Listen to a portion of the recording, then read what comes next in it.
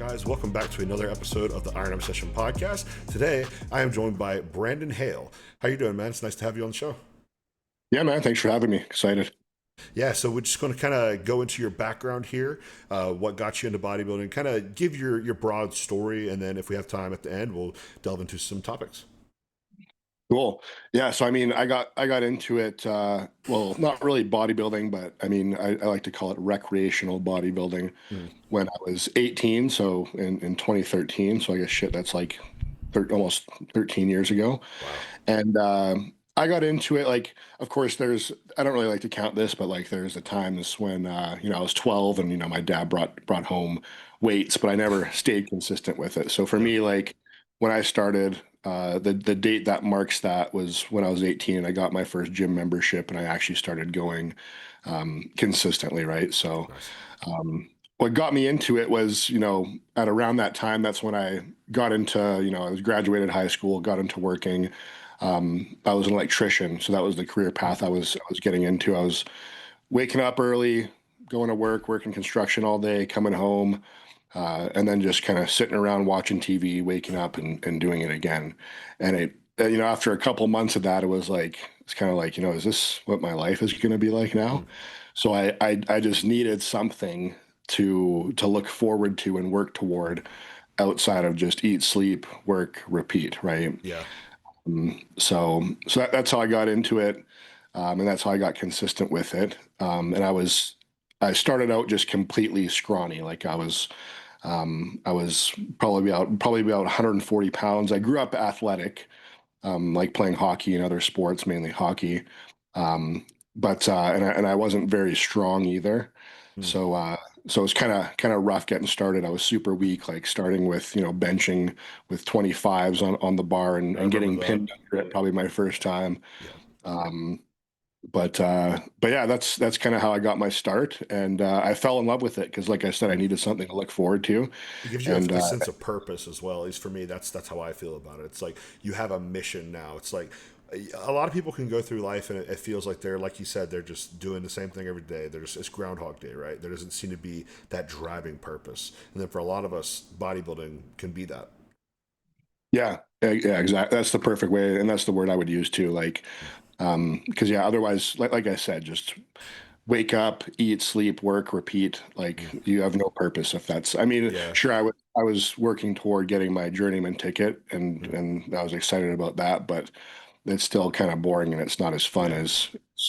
as getting jacked, right? So Yeah, people still have goals and stuff that aren't in bodybuilding. It's just like there's a difference between a goal and a purpose, right? It's like this purpose is this thing that's just above everything else. You can still have goals within that. Somebody can still be a bodybuilder and climb the executive ladders, right? But they still have that kind of, I don't want to call it a higher calling, but it's this thing above, which is bodybuilding. yeah, and you're not. People aren't necessarily passionate about their careers like that. Yeah, It's just kind of something that you sort of have to do, right? yeah, So for most yeah, people. yeah, yeah, exactly. Yeah, but so going on from there, what got you into the competitive side of bodybuilding? Yeah, so like I said, I was like into it was recreational for me. Hmm. Like I never really committed to bodybuilding when I first started. It was kind of a mixture of, there isn't really much of a where I live like a bodybuilding community, so Same here. it was kind of sort of harder to get into. And I didn't think I had what it took. Like I looked at Wow. pro bodybuilders and I was like, there's no way I'll ever look like that. Like I just thought it was completely out of the Yeah. cards. For the people listening, you just his Instagram is right underneath his face. Please, while he says that, look at his Instagram, and it's insane that you think that. Yeah. Yeah. So yeah, I mean, I think that's a good thing to cover Because too, because you, yeah, you don't know until you try and commit to it. exactly. But yeah, so I mean, I was still really into fitness. It was my Yeah. favorite thing to do. And so for it was like 9 years basically that, you know, I loved fitness, but I wasn't competitive bodybuilding, but Mhm. I was bodybuilding in the sense that I was trying to get as big and Yeah. lean and muscular as possible. So 9 years of that, and then and I started my coaching business like 5 years after I first started lifting. Wow. So fitness still was like my main focal point, and so I would do bulks and cuts, and I would cut to the point where I would do photo shoots to Okay. kind of promote myself and promote the business. And then eventually, I started looking at myself and thought, hey, maybe I do kind of have a decent structure and decent potential to at least be competitive and enjoy committing to bodybuilding. Mm. And so that's when I decided to commit to it. So I had a buddy that became pro. I hired him as a coach, and that was in like spring 2022, and then I really committed to it like it was like October 1st, roughly 2022. And then ever since then, I've been committed and just getting more and more committed. Basically, it's just if there's something more that I know I can do to make better progress, I do it at this point. So yeah, really the last just over 3 years Mm. is how long I've been committed to competitive bodybuilding. Very similar timeline for myself. We were talking a little bit off air. I did my first show at the tail end of 2022, so very similar timeline there for me. Sweet. Okay, yeah, but Yeah. so you were a little bit ahead of me. I didn't do my first show until You said October 2022, right? well, no, that's when I Oh fully yeah, yeah, yeah. did Okay, it. okay. My first show was spring 2024, June 1st, Oh, okay. 2024. Because for me, like, I wouldn't say I was really like full all in until I did my first show. Right. Okay. Gotcha. Yeah. But we did do like we did like a because I was 150 pounds, Mm. so we had to commit to a full off season before that first show. So Yeah, that's such a crazy contrast to where you're at now. That's awesome. yeah, yeah, quite a bit of weight. Yeah, over 100 pounds, right? Yeah, yeah, I guess yeah.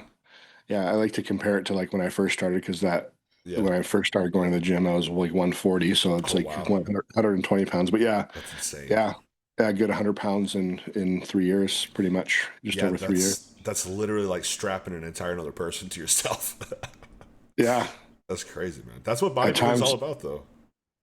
Yeah, yeah, exactly. Yeah, the building is definitely the fun part, and Oh hell yeah, man. I feel like a lot of guys try to skip that these days. Oh God, why? I feel like that's the whole point. Off season, man.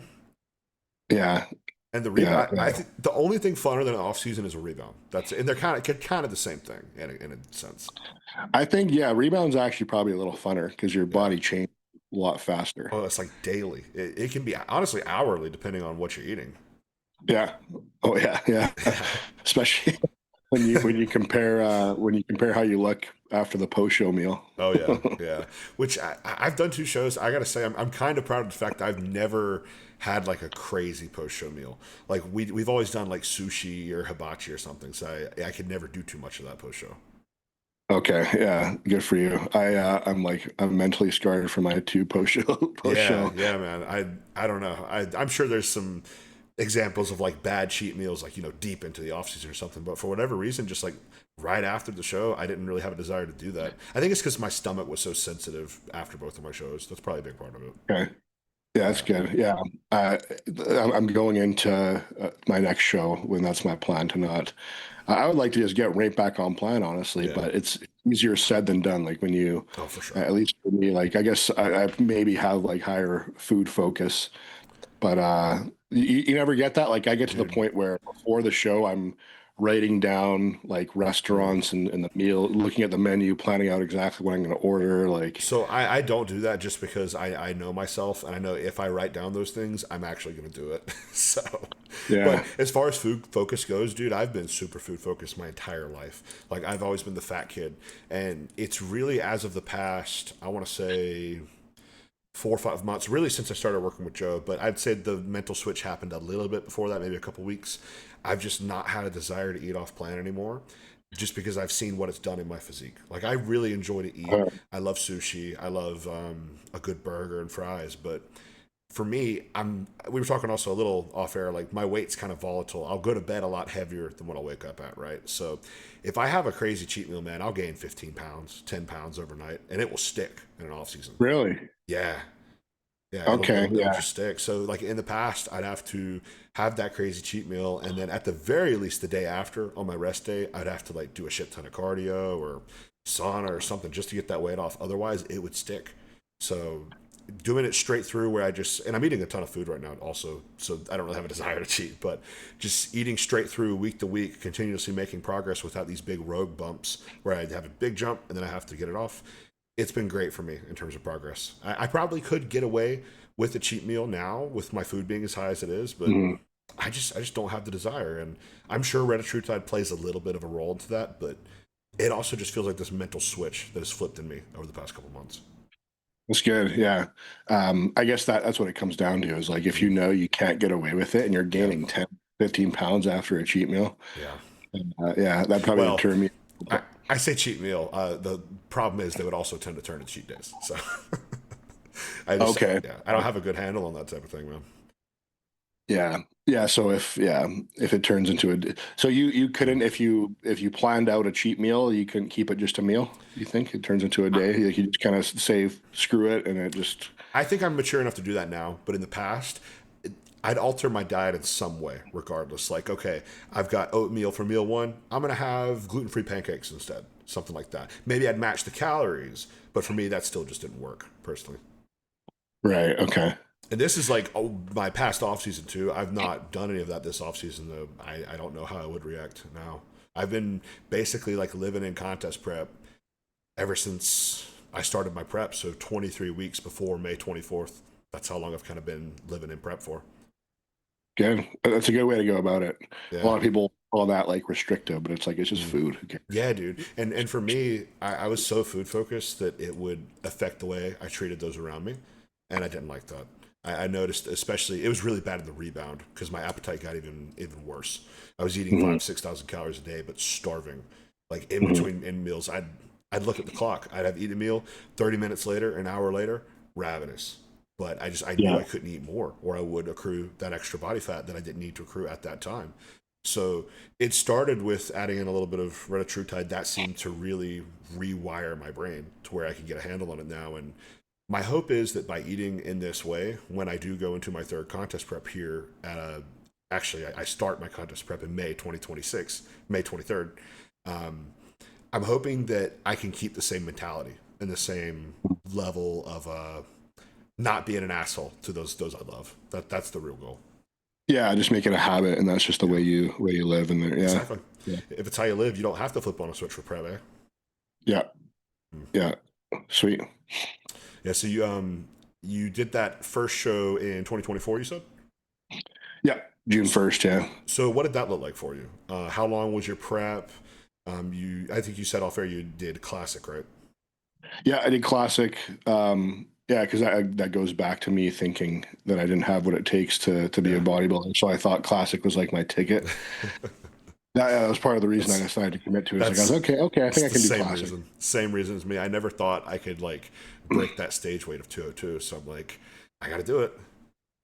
Yeah, yeah. So yeah, I think the prep was, I don't remember exactly. I think it was 20 or maybe 22 weeks. Hmm. But the first prep was a fun experience because Nice. like you go into it not knowing what to expect at all, so you're completely open to like whatever your coach is going to tell you to do.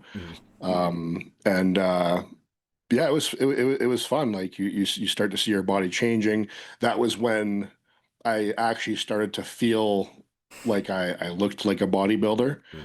because that first off season, obviously, like I gained when I started at like what did I say, 160, 150, and Mhm. ended up at 230. So I gained like 70 Wow, pounds, that's and I nice. was looking pretty fluffy for most of it.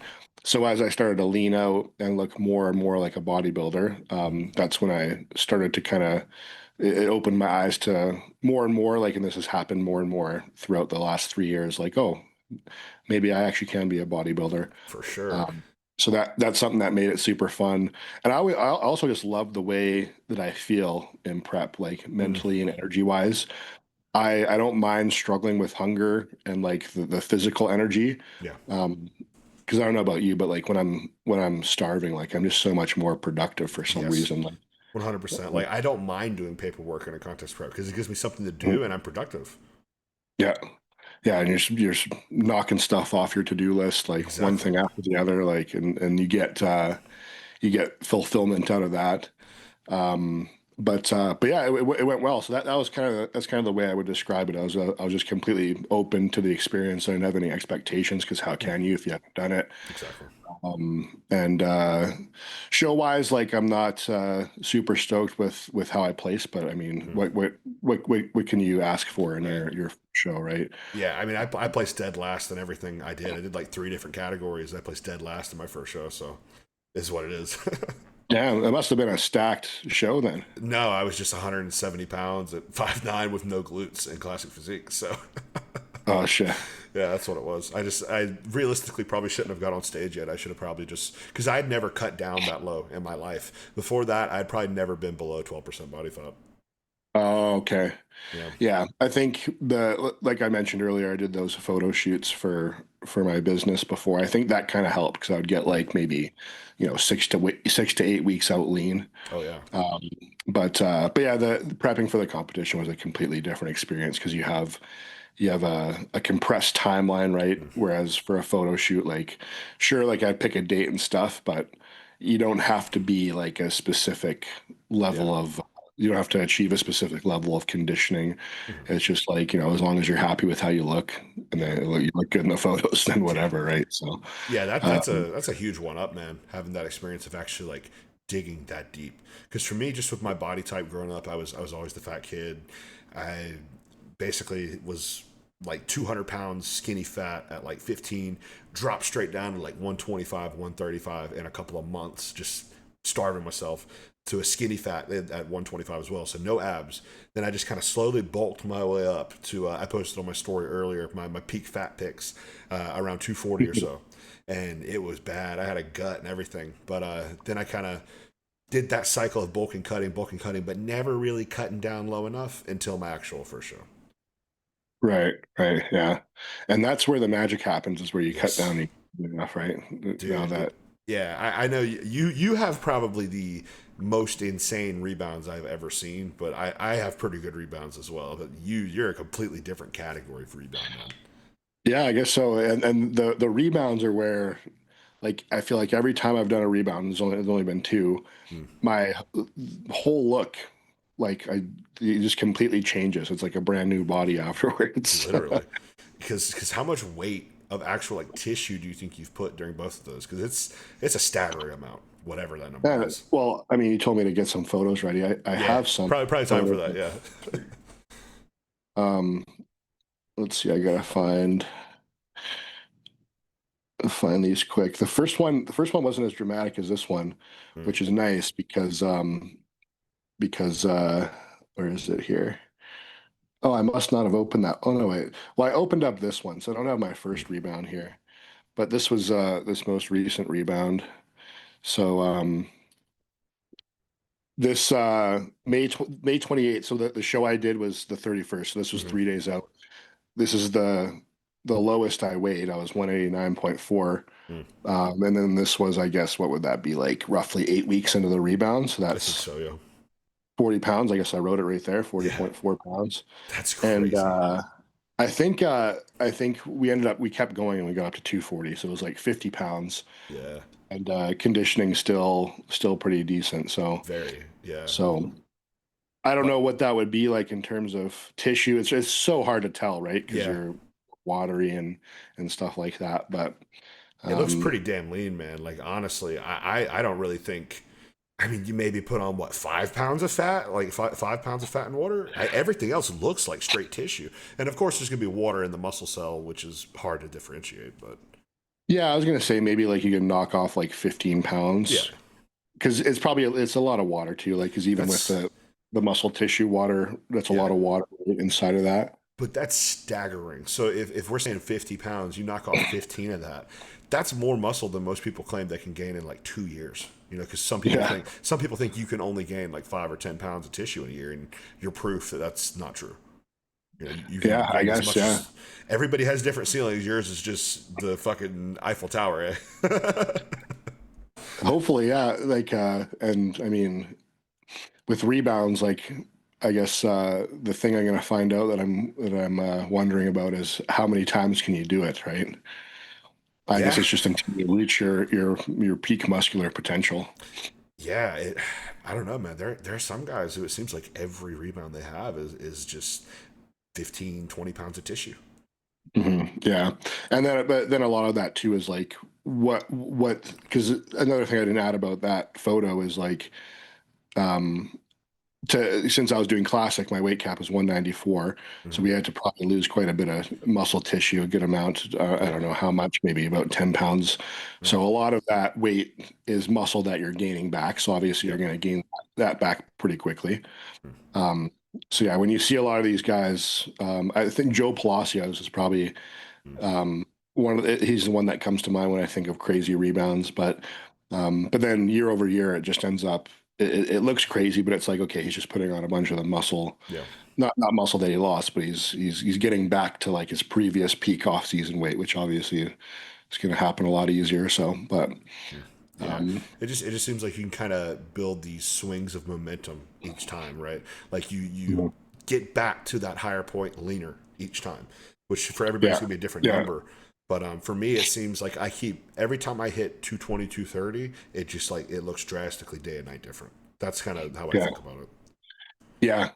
And it's fun to chase new high body weights, Yeah. even though it's maybe not always the best way to think about it. But yeah, that's I always like every day when I'm in the rebound, like when I'm doing my cardio in the morning. I liked a habit that I got into after my first show was I just pose every morning. Mm. So that makes it really easy. Like I said, I started doing that in my first rebound, so that made it really easy in my second rebound to look back at and my show dates were almost exactly the same. Oh So I wow. would just go back in my photo album and uh, look at this exact day last year compared to this year, and it was the same point in my rebound, so I could easily compare. Nice. Uh, Man, that and it was usually I'd be heavier and maybe like a little bit leaner. So that was fun to do, and I still even do that in the off season, just not quite every day, but yeah. Yeah, I like to do that with post workout pictures just because it's kind of a nice way to chill out after you're done. Which not that posing is easy or anything, but compared to top set, I would say it is right. You can kind of yeah. just chill out, kind of get your body ready to accept the post workout meal and calm down. Mhm. So I like doing post workout posing for that reason. But fasted's probably a way better way to actually see the progress. Yeah, I do both. Oh wow, you're that getting a that lot of was data. that was because I was like emotionally or traumatized by one thing in my first show that I wasn't prepared enough for was the posing. Uh, So I was like, you know what? I'm gonna just pose every day, twice a day, or I guess once a day on rest days. So and first thing in the morning, because like if you're used to checking in with your coach once per week in the mm, morning, you might as well, why not just do it every day? I just have my ring light set up in the same spot where I take my photos. So, and mm, the tripod's sitting there. So it's just it's like an extra 7 minutes every morning. I yeah. do two rounds and then it's rewarding in the fact that now you have all these pictures to use for data to compare. Mm. It's probably a little too much, but Nah, man. I mean, that's just your level of passion for it. As long as you have that level of passion for doing that, stick with it. If somebody's like having to force themselves to do pictures every day, that's a different story. But yeah, yeah, yeah, yeah, exactly. There could be worse things that you're obsessed over. yeah, like that's how I am with my waist control routine. It takes 10 minutes or so. A lot of people would find it inconvenient to do 10 rounds of vacuums and some planks, but it's important to me, and I enjoy doing it. So as long as I enjoy doing it, I'm gonna keep doing it. How do you do that? So you do vacuums and planks. Yeah. So you do 10 rounds of vacuums Mhm. and Yeah, so basically, what? I'll wake up. I'll go ahead and take like my fasted supplements or pills for the morning. Go into the bathroom. I'll do 5 rounds of like my hands on the counter into a vacuum, and then 5 rounds of my heads up behind my head. That type of vacuum that I can normally hold for minimum 10 seconds, but I can go for 20 if it's a good day. And then Ooh, and then after that's that, solid. yeah, it's not as good as what I can do in a contest prep. Like when I have that constant feeling of emptiness in my stomach, I can hold one for damn near 30 seconds. Damn, Yeah, just not with food in my that's stomach. impressive. I do the same thing. I have like a timer. Hmm. I use this for posing too, and it counts how long you hold the pose, how long you hold or how long between poses. You can set it for how many poses you do. But I use that for Oh, my nice. vacuums too. I just At do the this point, little. I just do a stopwatch, but that sounds yeah, like a good yeah, idea. yeah. At this point, I can't even hold the vacuum for 10 seconds. It's getting tough for me as I get heavier. I'm noticing it almost feels like there's no other way to describe it. It feels like you're holding water in your stomach, like in your intestines, which you probably are. It's just, yeah, it's harder to, I don't even know if if I were to film myself doing it, it probably wouldn't even look like a vacuum. Uh, well, I'm giving people an in-depth look to what I'm doing because I just got done filming a vlog the other day and like I'm doing my Nice. stomach vacuum, so all full transparency there. Yeah. But and then after, oh shit, actually no, that was in the version that got fucked up. So I tried to do it twice, and then the video got corrupted. So actually, I didn't show that. That was in the original one, but I'll do one of those one day. And Yeah. then after the vacuums, there, I'll get on the floor and do 3 or 4 sets of regular planks, and then 2 to 3 sets of side planks on each side. Okay. Yeah. So that's pretty elaborate. Yeah. I was doing something similar to that. The planks, I kind of like not gave up on them, not doing them as frequently. Yeah, I'm doing like probably Sure. every other day now. The vacuums are a mainstay though. Yeah. Yeah. I was doing, like, I do my vacuums and then I go down and do cardio. And I was doing, before I do cardio, I was doing just 2 sets of planks. I was doing actually 2 sets of plank superset with ab roller. Oh, nice. That's a Um, killer routine. yeah. But it's hard to tell if that makes much of a difference or not, right? You gotta Yeah, just gotta stick with it. it's tough in an off season too because like I feel like that's where a lot of people hold their water is actually their like their abs, their waistline. It's one of the first areas I've seen in people at least. Yeah, for me too, for sure. Yeah, and I don't know if it is like a specific compound thing, but for me personally, anytime Lantus is in use, I feel like I get a film of water over my abs. Mm. It's not like Are a you bad. What's up? every day? Yeah, twice a day, every day. I've kind of respond to it similarly how Joe does. How he says he gets like a 6 to 8 hour action out of it. And wearing the CGM that I have on right now, I can see it kind of do its thing for about 6 hours, and then boop, it just stops working.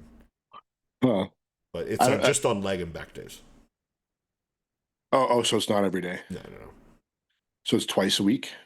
I have 1 back day and 2 leg days. My split's weird. So I have a 5 day, and then next week it's a 4 day, and then it goes back to 5 and 4 and 5 and 4. Because Okay. we found that if I do 5 a week, 2 leg sessions, I'll just kind of dig myself into a recovery hole.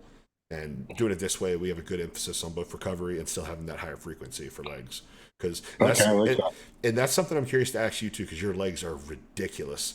For me, it seems anytime a body part is like crazy blown up or somebody wants to improve it, frequency is usually pretty high. Yeah. Well, yeah. So for my leg, that's probably like I said, I wasn't into bodybuilding enough Mm. that I had a structure. I didn't have that structure of an approach, but there was a point in time where I was just and I'm lucky enough that, like, the friends that I started working out with when I first started training with were big on training legs. So I was into it right away. And then there was a point in time where I just got obsessed with getting strong as I could on squats and just blowing up my legs as much as possible. And I don't remember if I did it daily, but have you ever heard of the GoMad thing, Yep. GoMad protocol? Yeah. And I think you pair that with squats. I did that for a month. Oh god, a gallon of milk a day in squatting. How often did you blow chunks? It was brutal. Like, I felt similar to how I feel peak off season now back then. Oh, that's crazy. But yeah, I'm not sure if I was squatting every day or it was 3 days a week. Oh wow. But um, I'm like a genetically weak guy. But I got to the point where I was squatting 225 for sets of 20, like, no problem. Nice. Um, and so I think that's probably, where I built a lot of the foundation for my legs. But then now, like, because my first show, I was basically right at my classic weight cap, and it's because I think the most accurate way to put it is because I have heavy legs and I Yeah. need more upper body. Last off season, I trained legs bi-weekly, Yeah, that makes sense. and they still grew. So I probably could have got away with training them less. Like, probably would have looked better at my show if I trained them like once a month, because I Dude, wouldn't have lost as much upper body in the prep. that's some Tom Platt shit right there. Like I can only squat once or twice a month because they just respond that well, you know? Yeah, which sucks too, and that's Yeah. part of the reason I'm excited to go to open now, because who wants to hold back on any body part, right? Yeah. So with the move to open now, what does your frequency there look like? Is it still like every other week, or are you doing them every week, once a week, twice Every a week week? now, every Okay. week now. my biggest weak point is my back, and that's been the case for forever because I just neglected back early on. So, question Uh, on that though, an idea that I've been thinking about recently with people. So maybe it is kind of an area that doesn't respond for you as much, but also since your legs do respond so well, do you almost think that because your legs were growing at such a quick rate, it was almost stealing recovery and growth capacity for your back? Probably, yeah, Mm. yeah. But I just like I said, I was a recreational bodybuilder, so I didn't Mm. really care. I didn't look at my progress as like, oh, I need to have like this body part. I need to be balanced. Okay, I see. I just wanted the showy muscles, right? And I guess I consider legs showy muscles. For Most people sure. don't. Hell, dude, when you got a set of wheels like you, it doesn't matter if they are or not. They are. But you can't when you train, you can't see your back. Yeah. Um, so I never did any single arm lat work Uh, coming up. Um, yeah, I neglected back. So It's funny because I'm um, the literal opposite. I did nothing but back and neglected my legs for years because it was super painful. Like just range of motion wise, for me to perform legs properly, it requires a lot of effort that I wasn't willing to give at such a young age. You know? yeah, I think that's most guys fall Yeah, into that yeah. I'm category. super immobile. Like my feet are flat as shit. I've got some stuff going on in my lower back genetically. Like you know how your spinal discs are right this. Like you have the C whatever. They stack up on top of each other. I have where you're supposed to have one, right?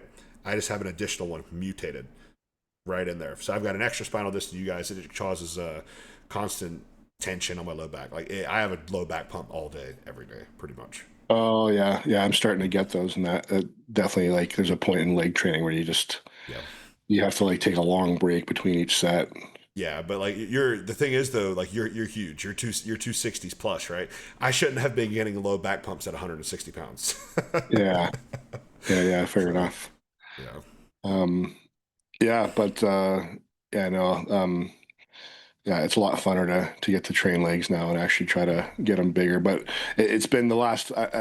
Joe had me take 2 weeks off in November, and then I mm, got sick, and then I got sick again 2 weeks later. So I've been back to basically training legs bi-weekly until hopefully that's done with. yeah, for sure. But That's rough, man. That's like a month of just straight pain. yeah, yeah, it's man, it's crazy how for mental health how important training is. Oh yeah, because so I was mentioning that split where we kind of found a way to not bury me. Well, the way we found out how to not bury me is because we did bury me. I did 5 days a week with two leg sessions for I want to say the first 3 or 4 months me and Joe were working together, and Mhm. I had never trained with that level of intensity or accuracy before. So it stacked up. It just kept on building, and I didn't notice it until it was almost too late. And we get like I want to say 5 to 6 weeks, maybe 4 to 5 weeks into a cruise, and because recoverability was so much lower, it finally just boom hit me like a freight train. And he had me take 6 days off of the gym in a row to kind of mitigate that. And I had not taken more than 2 or 3 days off in probably the past 10 years before that, 9 years. So did you since you first started training, you've done like more like a bro split, like low frequency and lower volume? Uh, Honestly, more Ronnie Coleman shit, like where it's like push pull legs rest, push pull legs rest, or sorry, push pull legs rest, 6 days in a row. Like there were, Okay. like in high school, I trained 7 days a week, twice a day, like just stupid high volume, stupid shit. Okay. So it was just like it just had been a while since you had trained higher frequency and Yeah, volume. yeah, and I think I had been doing a 5 day split for a while there, but I want to say it was like push pull legs, a second, like a back and a ham day, and then an arm and a shoulder Mhm. day. I want to say that's what it was. Yeah, and I think an important thing when it comes to the the debate about high volume and then low volume, high intensity. As you get bigger and stronger, naturally you should not be able to handle as much volume because that 100%. volume is now that much more potent, right? Like, Mm. so I'm noticing that now. Like in my rebound, I scaled up my volume just higher and higher and higher, and reached a point where I was telling Joe, like, man, my joints are feeling shitty. Like, Yeah, I had that same thing happen to me, man. I want to say before I started working with Joe, so I had 2 different days where I do back movements. I was doing every bit of like 20 plus sets for back on both of those days. And they were Oh my God. they were not to failure, obviously, but it 20 was sets of back. yes, because I own a gym, so I'm there all day. I ain't got a time limit. So would that be an all once, or would you break it up, or? That's all at once, man. If it takes 3 4 hours, it takes 3 4 hours. That's how I thought about it. I could see doing that if you did like maybe like AM PM or something. Yep, and I tried that also at the start of the rebound. I did do it that time around, but before that, it had just been straight through. But for the rebound, I tried doing like chest in the morning, triceps and shoulders at night, back in the morning, biceps and rear delts at night. And honestly, I really liked that. That was super fun in those early stages of the rebound. And I would actually take a rest day after my third day of training. So I would do like chest, triceps, shoulders, or chest, triceps, back, biceps, and then maybe like pressing for shoulders and then delt work at night, something like that. And then I take a rest day.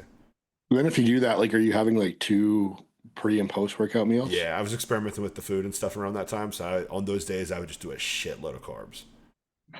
And actually, my scale weight actually went down just from the output. And I was doing very little cardio at that time, just using almost like kind of how you hear Compton talk about, where he tried to get the calories from the training, just crazy high volume. I tried to play around with that a little bit because I'd heard him mention that around that time. Yeah, yeah, that's tempting. Like, but whenever I've had that thought and thought about that, I think to myself like, well, are you really going to need to eat that much food? And like being someone who's kind of super food focused, I'm like worried. Mm. Am I going to get to have my really big pre and post workout meals? Or are they just going to be like split in half? Yeah, yeah.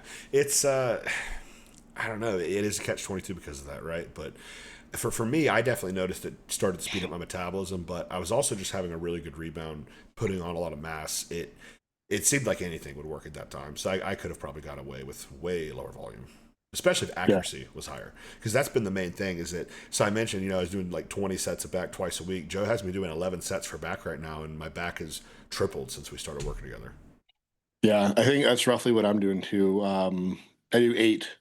I do two back sessions per week, Okay. and they both 8 sets, and that's scaled down. I was doing what 3, 6, 9, 12. I was doing 15, so I guess pretty close to it. Hmm. Still not 20, but um, I scaled my volume up to the point I was doing 15 sets of back twice per week, and that I That's just a couldn't lot. handle. Yeah, that's a Um, lot, man. With how he has me training now, I could not imagine doing like any more than what I'm doing, which is a great feeling. yeah, that's if someone's doing that much volume, my question would be like, what does your training look like, right? Oh yeah, my training was super inaccurate. Now some of it was hard, but not every set was hard. Looking back at it, probably let's say if I had 3 sets for an exercise, there's probably one set there that's actually worth a damn. But I mean, not to say it's not, it wasn't hard because obviously you train yourself into recovery hole. Well, So so one or two things are likely happening, yeah, right? You're either not yeah. training hard enough or you're training hard as you should be, but it's not going to last. Yeah, well, all of that 2 a day training stuff, that's before Joe. Joe like completely Mhm. 180'd my training. Yeah. I've done like legs, push, pull, rest, legs, arms, and delts. That was my 5 day split for a very long time, and then we did the 4 day split, which is basically the same, but just one less leg day. Um, Mhm. yeah, he kind of took my form, just corrected everything, made sure the intensity was there, and then once he kind of graduated the programs, saying this day is good, we don't need to look at this anymore, just keep an eye on it. Obviously, since then, progress has just gone up, up, and up, and Mhm. it feels like I'm not doing a lot of volume per se, but it does feel like I'm training very intensely, which is new to Yeah. me. Yeah. Yeah. Once you remove that volume, if you make up for it with the intensity, it should feel about the I, same, right? I had to because when I made the coaching switch to him, I went into it with a mindset of like, I do not care what I think about what he tells me to do. I'm going to do it at face value, 100% how it's written down. If it says 5 sets on this exercise, I'm doing 5. I'm not doing 4. I'm not doing 6. I'm doing 5. If the rep range is this, I'm picking a weight that's going to make me fall into that rep range no matter what. Yeah. Yeah. That's how you learn. Yeah. That's how you be coachable, right? Like you Yeah. can't questioning everything and trying to make adjustments and make it Mm. the way that you want it to be, right? You have to just Exactly. do Because the way I not was doing question it it, and then then you end up learning over time. Like you kind of look back at it with different perspective, and then you realize what was going on and why it worked, right? Exactly, because if what I was doing was working, I wouldn't have need to hire him, right? Like I'm paying him to completely make sure I'm on the right track, so I'm gonna let him do his job. Yeah, yeah, exactly. And that's the wild thing to me, man, is when people go into starting a relationship with a coach, and I'm sure you have some experience with this, where they say one thing and then they do another, right? Like they want to commit to this person helping them, yet their actions don't reflect that they actually want help at all. They just want to be almost told what they're doing is right, right? Yeah, I've been coaching for 7 years, and that's you have to remind people of that all the time. Hey, man, um, like you can tell, and I understand this as a from a client perspective too. Hmm. You kind of you know if you tell your coach something that's going to elicit a change that maybe you're not comfortable with or you don't want, so you'll try to maybe tell them in a way or hold things Yeah. back, or you're getting the result you want in the plan. Mm. But yeah, so I'm constantly reminding my clients, hey, like you paid me for this, right? Like, just your job is to provide me with the feedback and the data. My job is to write the plan, and you follow it. So Exactly. And um, that doesn't mean that there can't be a conversation about things, but there needs to be a conversation about it, right? exactly, yeah, yeah, Yeah, yeah. it's like there's always going to be a little bit of collaboration, especially when it comes to like diets, compounds, stuff like that. Because I mean, if someone's allergic to eggs, you're not going to put eggs on their plan. You just Mhm. can't do it.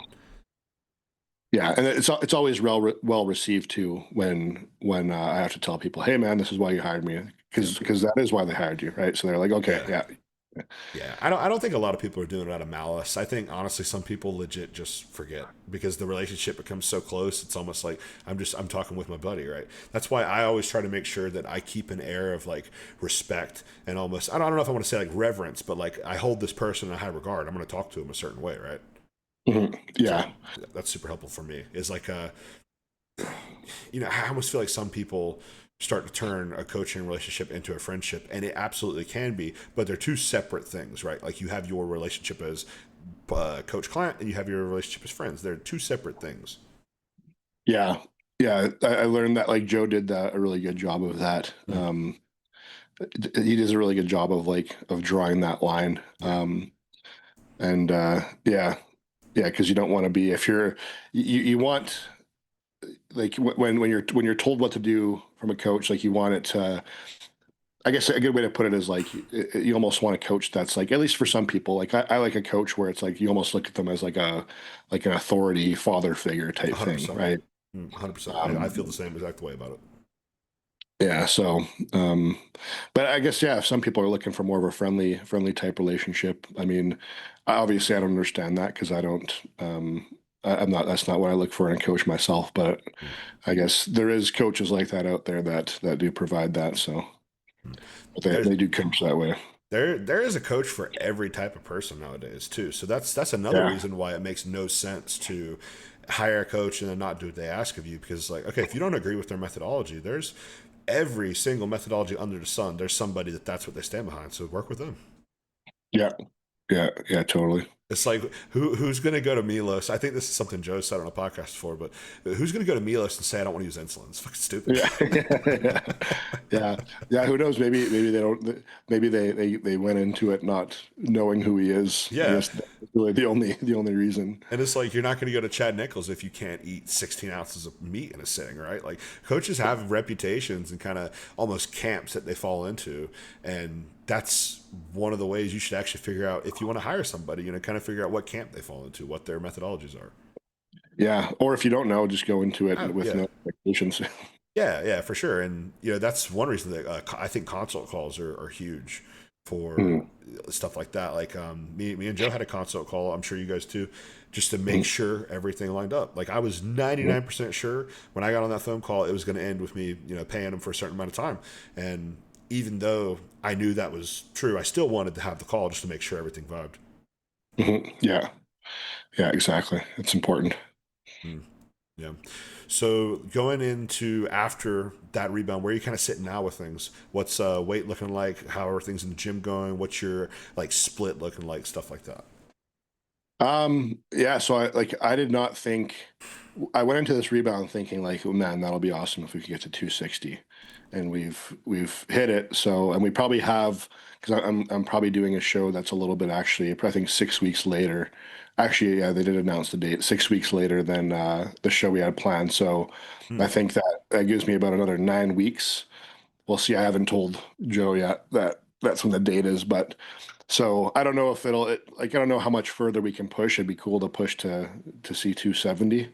Hmm. Uh, but I think I'll be happy if we just maintain high 250s, 260s as well, if that's what we need to do. Because I think, we're at a point where maybe insulin sensitivity is starting to go downhill a little bit. Like I was mentioning earlier, I reached a point with my training where like my joints were starting to, I had a lot of niggles and stuff like Hmm. that. Luckily, I've been just focusing on getting better at like working around that, like training a little smarter, being a just a little more cognizant. I don't know what would be the word. Just a little more. Um, I think cognitive is. I think I mispronounced it, but I think that's the right word.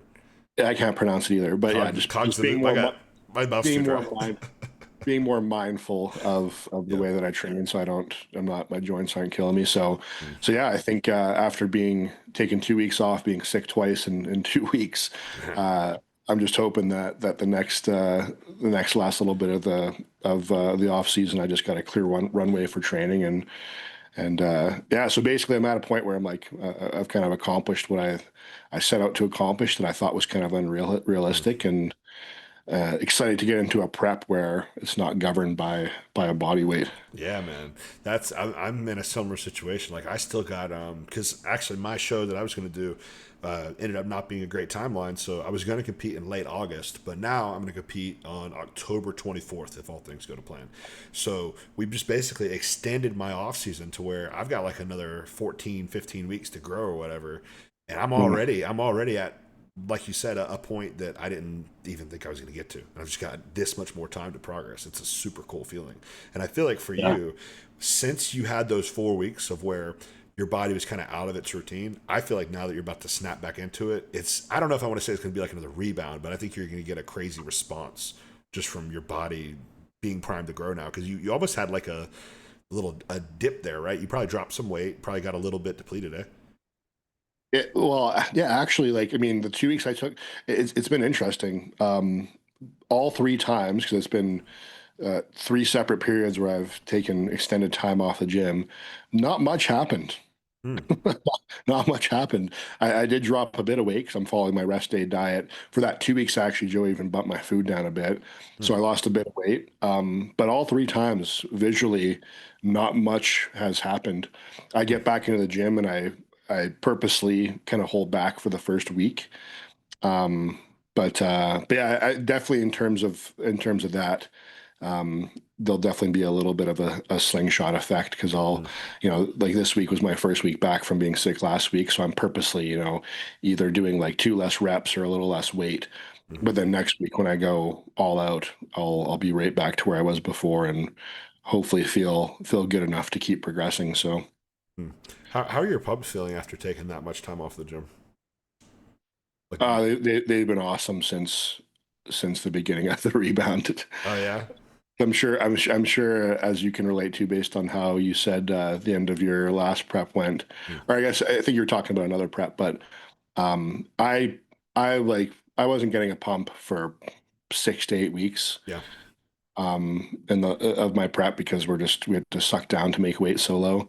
So ever since we started adding food back in at the start of the rebound, like my pumps have just been crazy, and now it's the point where I'm just used to it. Like I'm not doesn't really stand out to me, but yeah, they haven't got really better or worse for a while. But not to say that that's a bad thing. Like Oh yeah. they've been for a long time. So Yeah, it's kind of like if you're already maxed out, it can't get any more, right? Like if you're getting the yeah, best possible pump, you're not going to get that plus 10, right?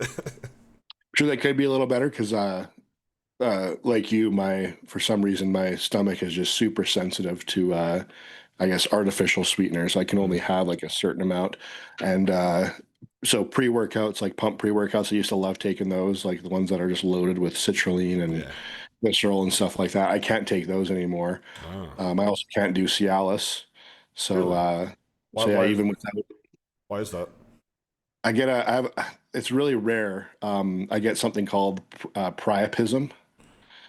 I feel like I've So it's heard like it. if yeah, if you Yeah. like on the Cialis commercials, they're like, Oh, okay. I got you. if you've had an erection for longer than 4 hours, so that happens to me to Okay. the point where, and it's really strange. It's only when I'm like really heavy, Huh. like in prep, I can take it every day, no problem, 10 milligrams if I want. But Yeah. then once I hit a certain body weight in my rebound, it happens, and I have to go on a muscle relaxant. So it's not even real. I don't even think it's the Cialis that's causing it, Blood because flow or it'll whatever. happen. I'll pull out the Cialis, and it still happens, Huh. although not as bad. So yeah, Almost sounds like a water retention thing. yeah. I have no idea. Dude, I had But I this. guess Yeah, I had this really weird side effect. I just want to bring it up before I forgot. Um, when I first started growth for the first time, which was during the rebound of this off season, I was getting this weird side effect where it felt like my legs did not look visually skewed, right? Like it didn't look like I was holding 20 pounds of water in my legs, but it felt like it. And I would go to bend over, and my legs would just like lock up. I almost want to say like a cramp, but it's a slightly different feeling. And then eventually, so I think when it was like a water balance thing, because eventually a couple of weeks into it, my body eventually adjusted and everything got better. There was no change in weight or anything like that that would be yeah. evident for that. Yeah, with GH, you have all sorts of probably water retention swings. I get crazy, like in different points in time. I get crazy. This was maybe a couple weeks ago. So like once I was around like 250, once I hit 250 for the first time, I was getting cramps all over my body, like Uh, sitting for a long period of time, get up, cramp like crazy, muscle spasms where like, that Joe aesthetics guy, like yeah. I ripples like that in my quads. Oh, that's crazy. Um, so yeah, but I mean, not, like in blood work and stuff like that, we don't notice anything really that's off. Blood pressure, all that kind of stuff is good. So Yeah. who knows what it is? But I did, whenever you have something like that going on, you do research, and I found out that magnesium can help that. Mm. So obviously, I'm already taking magnesium, so I added in magnesium lotion. Oh, So interesting. I put that on before bed, and as seems to help. I still get kind of mild cramps here and there, but it's a lot better. I almost wonder, it's a complete shot in the dark. I almost wonder if that cream would help with the carpal tunnel from growth too, kind of relaxing everything. Uh, for me, it hasn't. So you've tried it? Well, Uh, because I get the carpal tunnel too, and that yeah. I still so. I'm starting to get it a little bit because I'm doing 10 IU for the first time ever, and like I like my first exposure was like I went straight to 6, and that's where I got really bad side effects. Things kind of leveled out. Then I eventually bumped up to 8, and then now Joe's got me on 10 for the first time, and Nice. I'm starting to get a little carpal tunnel, but it's really only like when I have my hands resting on something, and then a little bit in the morning. It's not disrupting sleep or anything. Yeah, that's actually the side effects like Joe. Yeah, We did 16 in my rebound, nice. and obviously it gets worse as you get heavier. Yeah, Uh, but mine never gets bad enough that it's like disruptive. yeah. Like I'm at a point now where like I'll wake up and like at least it'll be like my whole hand and like part of my arm is numb, but I just shake it out and it's Exactly. It's just like right here, shake it, and then we're good. So, yeah. Do you find did it increase the size of like your hands and feet? dude, I actually, I think I had just told, or yeah, on one of Joe's podcasts, I just commented because they were talking about shoes and feet, like in regards to what was it, lifting shoes or something like that, and it Yeah. made me think on the topic. I've gone from a 10 and a half to a 13 wide since May. Oh wow, that's crazier. I was an Yeah. 11 with 13, but now 13s are starting to get tight. Yeah, yeah. The 13 wide is the way to go. It makes a big difference for me personally. But the thing with that is it's hard. Not all shoes come in Yeah, wide. yeah, yeah, for sure. And my Like I was looking Brooks, at, we were talking about. I watched the same episode. They're talking about the TYR, and I was looking yeah, into pairs of them, and they have like only one color in my size in 13. mm, Um, and then I got a pair of if you start to get heavy and your feet hurt, Hoka yeah, Cliftons are sweet. yeah. But same thing. Like I went to the store and they're like, we don't have them in wide, so I had to order a. pair of a color that Yeah. I didn't really like that much. Yeah, so I'm very cheap on shoes personally because my feet are flat as hell. I'll have a tendency to drag them. I ruin shoes, man. Like my heel, I'll dig a hole in through the sole of the shoe. So I don't typically like to spend a lot of money on them. But around Black Friday, I saw a good pair of Brooks that are normally about 150 bucks that are specifically designed for flat feet. So I got them on sale for $100, and I made the dive on that. And man, it has been life changing. My feet hurt way less since making the switch. Yeah, the ones that are super cushioned are really nice. Yeah, because the way I've thought about it is if I have flat feet, I should wear a flat sole, right? And for Mhm. lifting weights, yeah, most of the time that's what I want. But walking around, like I'm very active. Between cleaning the gym, just running around, training clients in person, stuff like that. I mean, shit, I'll get 20,000 steps in a day, man. And you combine Mm. your 10-minute walks after meals too. So I'm very on my feet. So I have to have a good shoe. I realize that now. It's worth the money. I started wearing them like I'm in my house right now. I got my shoes on Same. Yep, I do because too. And I have when all wood if flooring. you're doing your walks after meals, like I have a walking pad, Yep. and those are like it's not like a treadmill. They don't Yeah. have like suspension, right? Yeah. So instead of just having to take my shoes on and off, it started in prep last prep. I just keep my shoes on when I'm in the Yeah. house. Yeah. I'll have a pair of slides on or these shoes. Yeah. I don't really walk Isn't that barefooted. like you live in the U.S.? Yep. Southern U.S. Isn't that like a normal thing in the U.S.? What slides? Wearing shoes in the house Um, or no? in some areas, where I grew up, no, people would be like, "Take your shoes off, don't get dirt on my carpet," that type of thing. But in some areas, like I think especially up north, I think people wear their shoes all day, every day. Yeah. Okay, yeah, okay. Yeah, in Canada, obviously, like it's not even like you don't have to tell people to take their Yeah. shoes off. They just, Yeah, I've actually been to Canada quite a bit. My parents used to have a lot of business where they would travel back and forth. We've been to, I want to say it was like Cambridge or something like that, some area like that. yeah, sounds right. Yeah, Ontario, yeah. yeah. Me and Brad were talking about it too. One of Joe's other Canadian clients. So I've been to Canada probably 12, 15 times. My mom would know, but yeah, I would always have my shoes off there. I remember that it was like we almost thought it was like walking into a Chinese house. Like, take your shoes off immediately. Like, like they were very militant about it, Yeah, which was fine. We just took our shoes off, and I always wore nothing but flip flops and Crocs as a kid, so it didn't bother me. yeah, yeah, yeah.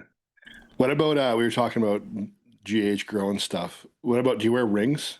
Yeah, yeah. Did you So I have my actual wedding ring on my necklace here, but this ring right here, when I first got it, my hands had shrunk so much from prep and stuff, it was super loose. I want to say this is like a 13 or a 14, something like that, and I needed a 11 or a 10 at my lightest point in prep, and this is like a 13 or 14. So hands have definitely grown as well. okay? Because I'll show you actually. This is pretty funny. Just give me a second. Where's the smaller one?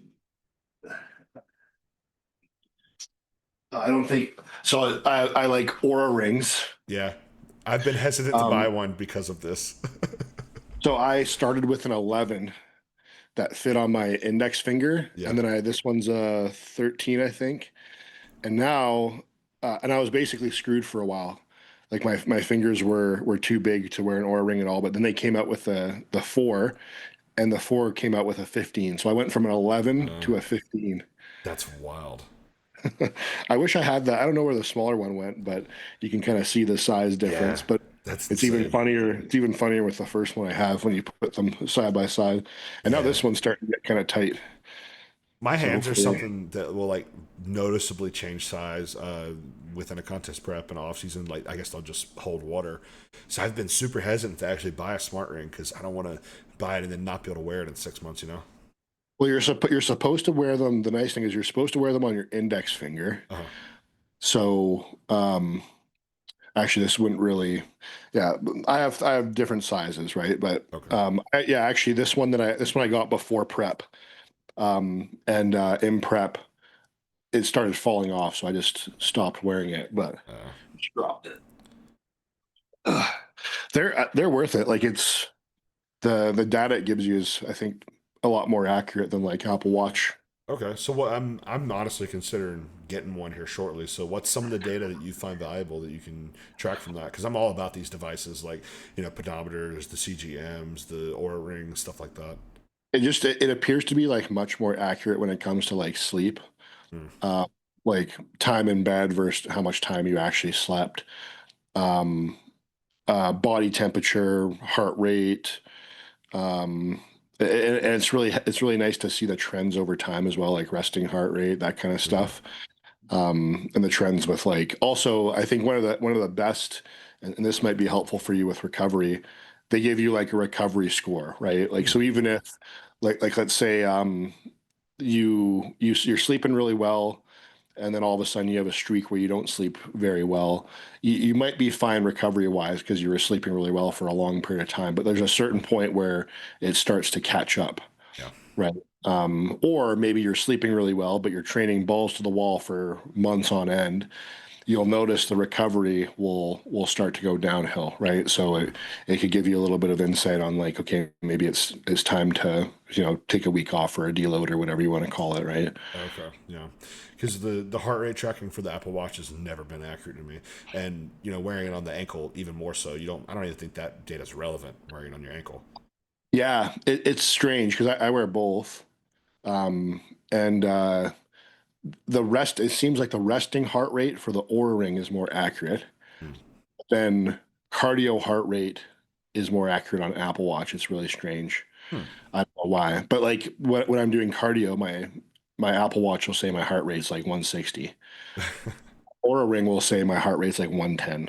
Oh wow, so there's a big difference there. Okay, Yeah, but then my Oura Ring says my resting heart rate's like 70, and my Apple Watch says it's like 90. So it's yeah, like what? So okay. it's like a different. I guess they're consistently ones. The Apple Watch is just higher. Hmm. So Yeah, you maybe can. I like to see I like the lower one better. Yeah, yeah, for sure. That's actually another funny side effect that I got from growth is I got an immediate resting heart rate increase. I guess because like the water balance and stuff. But man, I was having trouble getting my rested heart rate under 100 for a couple weeks. Ooh. And then it eventually, and mind you, before that, coming out of contest prep, like 60, 70 resting heart rate. So it was a big jump. And it was kind of gradual to, I want to say from 60, 70 ish to 80, 85 or so. That was gradual. And then from there to 100, it was like overnight. Yeah, mine shot up pretty crazy in my rebound. Hmm. So I could be, yeah, that was probably the GH. Yeah. I'm sure just the rebound itself, that whole process, your resting heart rate is probably going to go up a bit. I think But it's just yeah, if you go up in body weight a lot really quickly. yeah, which I don't recall getting that feeling from my first rebound, but I mean, it was 3 years ago. I'm not sure. And I probably wasn't tracking resting heart rate back then. So there'd be no way to know. Yeah, yeah, yeah. Yeah. I definitely want to get one of those smart rings, though, for tracking the resting heart rate, especially sleep. That's a big one because I cannot wear a watch while I sleep. I just can't do it. I've already got to wear this stupid CPAP mask. I don't need a thing on my wrist either. It doesn't bother me. I wear the Oura Ring, I feel the like, yeah. Apple Watch, and the CPAP. Yeah, I feel like the ring would be doable just because I'm used to wearing my wedding ring, but I don't know. Yeah, I can't wear anything on my wrist while I train either, if that makes sense. really? Yeah, I can't. I can't do it. Well, obviously like wrist straps, but I'm saying I like let's say I'm doing push. I can't have anything on my wrist. I can't have a watch on. I guess yeah, if you're not used to it. But I have a big thick bracelet on one wrist, a watch and necklace. Yeah, Although the necklace sometimes if it's just sitting on my neck like yeah, this, I feel like I'm yeah. choking. Man. It took me years to get used to wearing this, but basically I bought the wrong ring size at first. I can wear it now, but because my hands have gotten so big, but I couldn't wear it at first, so that's why I started wearing it around my neck, and it's just kind of stuck ever since. Yeah, yeah. Yeah. Uh, But so what's this upcoming competition season looking like for you? You said you had planned to do a show and ended up getting pushed back, but what date are we looking at here? I think like looking at our, like I said, I haven't told Joe about it yet, so we haven't really Oh, okay, mapped it out really. But I think my prep will probably start like mid-April, okay, and then the date of the show that I'm going to do now is September 12th. hmm. Um, so yeah, it'll be interesting because my first two shows we got to do like on the exact same timeline because the first one was June 1st, the second one was May 31st. So it was just uh, same that's Saturday of the year, right? that's awesome. So like we did my last show on May 24th, and I start prep on May 23rd of this year. So it's kind of cool. Okay, yeah. So you get to, like I was saying earlier, the nice Yeah. thing about that is if you have a bunch of pictures Mm. throughout your last prep, Yeah. it'll be really easy to go back and can compare because you can just find the exact same day. Yeah. I can just do, 1 day out from second show versus, first day of contest prep. Real easy. Yeah. Yeah, I guess you can do it both ways, but it's just you gotta look closer at the dates otherwise. Oh, yeah, for sure. Which Do more math. I've noticed too, it's actually really, do you have an iPhone or do you have a different type of phone? iPhone. So what I've just started doing recently is if you can remember the dates in your head, you can literally just type it in, right? So if I want to do, I can type in mid-December 2025 and it'll show me stuff there Yeah, yeah. Okay. I find it's just easy enough to like, how when you scroll up and it goes by the years. month, day, year, Yeah. yeah. I just do that and it's even that way is pretty quick. But yeah, I guess searching it would be even quicker. Yeah, and Apple's gotten really good too with their search function in photos, dude. If I just type in like a key phrase, it'll find the picture I'm looking for. Really? Yeah, like now if you don't have something in the background, that might be kind of off. But let's say I have a screenshot of my bank statement from December 13th or something. I can type in bank statement or some key phrase that I would know is in there, and it's going to find it. Oh, but there has to be words on it. Yes, it has to be words. Okay. Yeah, Still, that's good to know. yeah, yeah. If you like storing like passwords and stuff, that's a super easy one. Yeah. Yeah. You write down passwords and take pictures of them. Kinda. Okay. Depends. Sometimes I'll just use like my notes and stuff. It just depends on how lazy I'm feeling.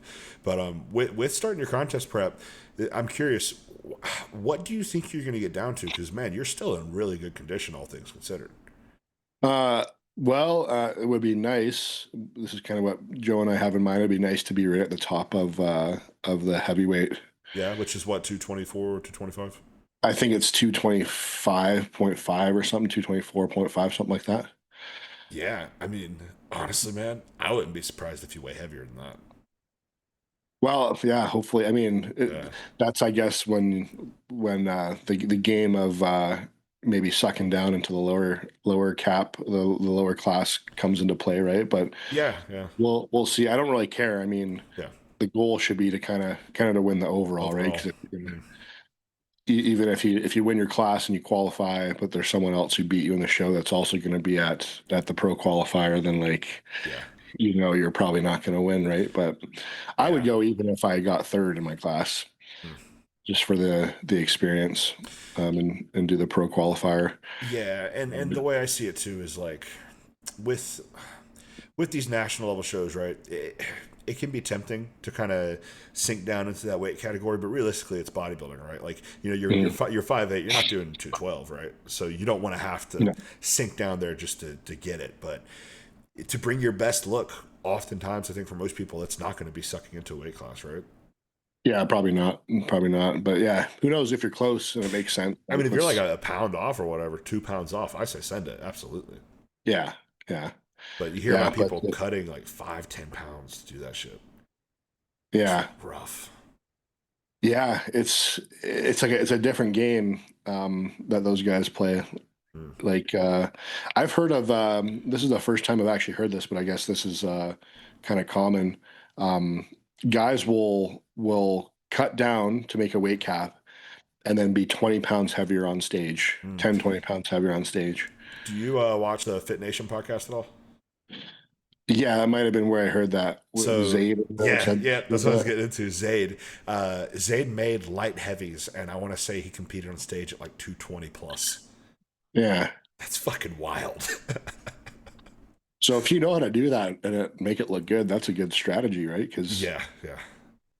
But at the same time, the level of suffering he describes, like having to do that, ooh, man, like you have to go to a dark place to get that inside out, dug out. Probably getting rid of tissue, which it sounds like you've already done that, right? So, yeah, mm, you probably have to have the muscle maturity to be able to get away with it. yeah, yeah. And Zayd has done a million shows too, so I'm sure that Yeah. goes into it. That's a weird thing that you see sometimes at the amateur ranks is like guys will have a shit ton of shows and then they can just go into these national shows and just peak perfectly every time, but not necessarily win, of course, just because it's not their time. But you'll see guys do like 3, 4 regional level shows just because they love to compete, and then they'll do a Mhm. national at the end of the year for their fourth. Mhm. That's talk about stage experience. That's a seasoned competitor right there. That's not a professional in title, but that's a professional bodybuilder competing 5 times a damn year. Yeah, at a certain point, that's what it becomes too, right? Like Yeah, for us, like kind of being at the regional level. I mean, you do a show, and then there's really, depending on how you do, there's probably no point of doing another one because yeah, you know what you have to do to improve is put on a lot more muscle. But if you're at the point where you're maxed out, I had this thought when I did my show last year. Like at a certain point, doing more shows is the way that you is the way to progress, right? Because there's yeah. a lot different, right? And there's a lot that goes into it that that there is to practice and improve at, right? So Mhm. Yeah, and you just more opportunities just to practice those last 3 days before going on stage is just crazy valuable. and a lot of guys seem to get better between shows too. Like Yeah, there's yeah, many examples of that this season, right? Like Quentin. yeah. Um, Samson last year when he won the Olympia, he did France, whatever. Like I think it was the week before, or whatever, right? Yeah. It seems like for the taller guys, they almost do better doing multiple shows a year just because I think their peaks are so volatile. Like, for Mm, people that are more like normal height or shorter height, like which like 5'9" to like 5'7", I'd say is pretty normal for a bodybuilder. It seems like there's a bit less on the variable side when it comes to peaking. Like you almost just want to keep what you're doing a week out. You just keep doing it. You maybe pull a few variables here and there, but you're not going to be doing mm, anything drastic. There's no magic in peak week for a lot of guys like that. But it seems for these really big, round, bubbly guys, they kind of almost have to. I don't want to say roll the dice or flip a coin, but you can just miss a peak being that tall. mhm. I guess Yeah, yeah, I guess so. Yeah, yeah, it just seems like their bodies are so much more complex. You don't really hear like has Derek ever really had like a horrendous peak? I don't think of one. no. Yeah, like the The- shorter the- guys, Hottie's. I mean, Hottie's Mr. Perfection. I don't think he's ever had a bad showing. yeah, maybe I guess Nick at Olympia, but I don't even think that was really that bad of a peak. I Yeah. think Yeah. what looked weird was his color. Hmm. Um, but yeah, you're probably right. Like yeah, and Quentin, like not like last season, that was a disaster. Yeah, unfortunately. He had a really good year this year, though. Yeah, yeah, that was awesome to see. I'm disappointed we didn't get to see him at the Olympia. Yeah, I mean, he's a stone's throw away from it, though, man. He just needs more time. And I remember hearing Joe and them talk about it on the podcast. It's like, it's kind of fucked up to say, but he just needs more muscle. And he's like 300 Mm. pounds, right? So it's like, how do you communicate that without sounding weird? It's the crazy thing for the taller guys, right? They just got Yeah. big frames to fill out. And it's a catch 22 also because it's like we're noticing that trend of the taller guys getting along better with competing more frequently, but then they also need more long off seasons to fill out their frames. So it's like, what Mhm. what do? Fucked either way, right? Yeah, yeah. We're kind of seeing it with Andrew Jacks, like I was saying. Like once you get Mm, closer to the ceiling, maybe it doesn't really take big off seasons, right? yeah, Like you kind of grow between shows and stuff. Um, because yeah, he didn't really take this season. He competed. I guess he no, he did. He competed quite a bit this season, right? Because didn't he do the Arnold Classic, and then he did FIBO. he probably And those did. two shows are Yeah, like they're not close together, so he didn't really get big. Maybe like small. He got short off seasons between those. yeah. I don't remember if he did the Arnold, but I know he definitely did FIBO. Didn't he also do Dubai, or was that someone else? I'm not Maybe sure. that was last year. It I all don't kind know of was. exactly. Yeah, I feel like I know he did. It was FIBO, but I'm not sure. I think I thought there was another show he did, but It could have been the maybe Arnold. not. That's almost exactly a year ago, so it's kind of hard to remember. Yeah, yeah, Yeah, I he don't. he, Yeah, de- he definitely did more than the one standard show for sure, though. I don't know if he was on like the Samson level, doing like 4 or 5 that one year where Samson had those string of shows. yeah, yeah. I wasn't even into it.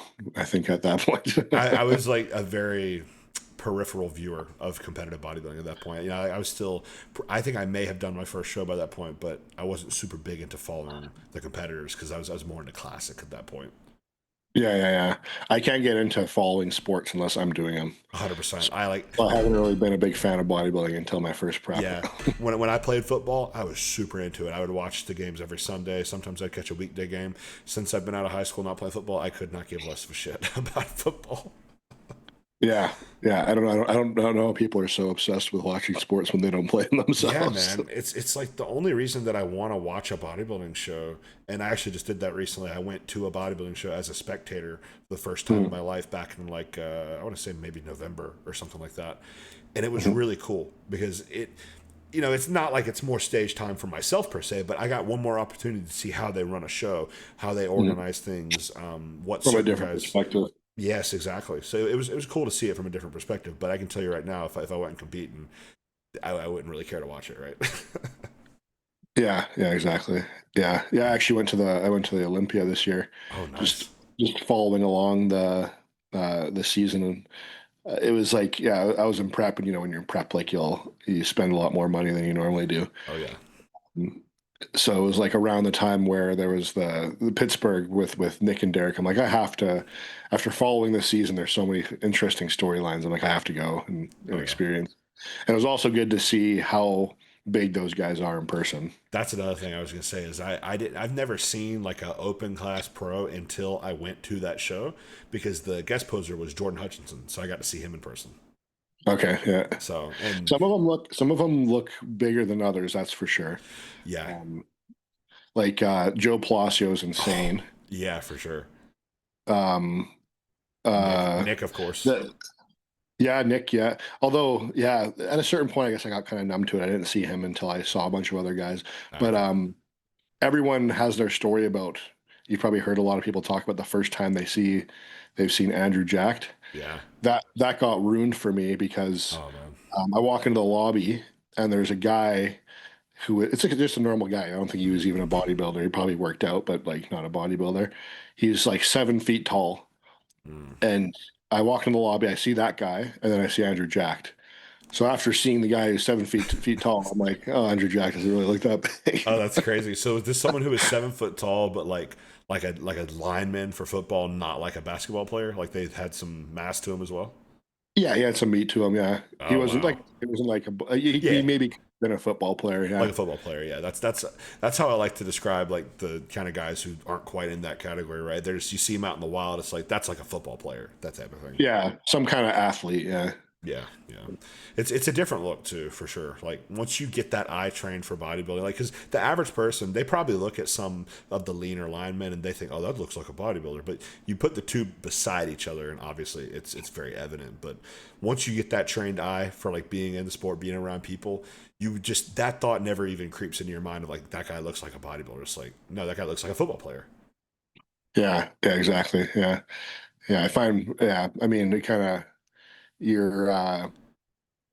It skews like the way you look at people for sure. Mm. Like, yeah, I don't see anyone who isn't a bodybuilder as a body, not even close anymore, Yeah. right? Whereas like, you can probably look back at like when you were a kid or whatever and see like like John Claude Van Damme in a movie and be like, that looks like a bodybuilder when you're like 7 years old or Yeah. whatever. But obviously that's not what he is. He looks like an athlete.